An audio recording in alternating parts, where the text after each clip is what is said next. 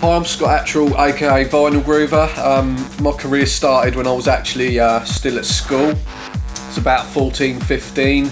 Well, my friend's parents, mum and dad, Ashley's mum and dad, were into the dance scene. They were friends with Frankie Shagbones and some guys from London.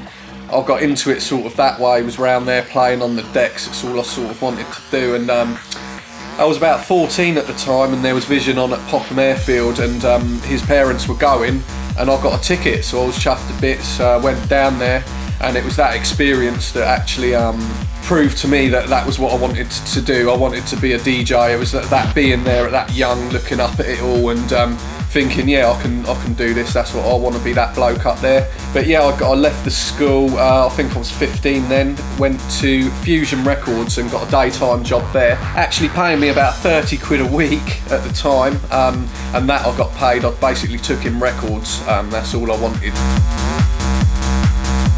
It was there that I met Chris from Fusion and Murray from Dreamscape at the time.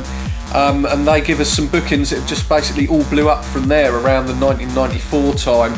The first Dreamscape I did, basically that was it. It was every weekend, pretty full on, and it was a brilliant time. Then I started Obsession Music Limited, which had the Obsession Recordings label for the old hardcore and rave stuff. So yeah, did that. Obviously I was recording it as well at the same time for Hectic Records. Yeah, I've been working with Jim, my production partner, aka the Redhead. He used to go under Trixie and other various sort of guises. A lot of other people I've worked with, but the relationship with Jim is quite special and unique in that we get on with very musical people. We really love what we do, and when we go in the studio together, it is brilliant. It's so enjoyable. We don't struggle. We like a lot of music between us, all different types, so we're never short on ideas and everything comes to the table. We make some good tracks, I think. Around 1999, I was hearing sort of the latest hard house. Actually, I'd sort of lost a bit of interest in hardcore, even though I'd got to the point where I was one of the top DJs there and doing well out of the scene. I sort of thought that I couldn't really go any further there with what I wanted to do, both as a DJ and as an artist. I thought I'd run my course, and I'd basically heard this music and got real inspiration again, the same way as I did when I was younger and I was hearing like The Prodigy and SL2 and On a Ragga Tip and stuff like that. It was Helter Skelter, the Millennium Party, that I did my last ever sort of official hardcore set there.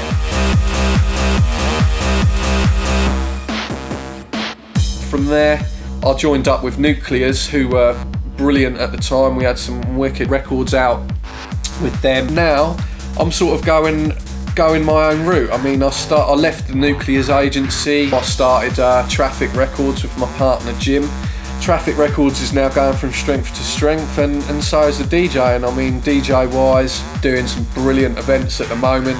Your likes of Good Grief and God's Kitchen, Slinky, and brilliant parties where people are really into the music, and in the studio we're really concentrating on what we're good at. At the moment, I mean, we're doing 4 or 5 mixes for a release, purely because we're trying to give people a bit of everything. If it's tough and twisted and edgy and got some balls to it, then I'm going to like it, and that's what we try to do in our productions and anything that I do and in my DJ sets. The internet is a good thing. More and more people are hearing like your music. For example, anything you put on the internet is going so much further than it could on a vinyl format. You can't fight these things. What I don't agree with is like people downloading people's tracks for nothing. I think that's totally wrong. It is theft, and there should be some way of controlling doing that. I don't know how they can do it, but at the end of the day, you can buy a track now for £1.50, so it's nothing. The people who write the records deserve to get paid.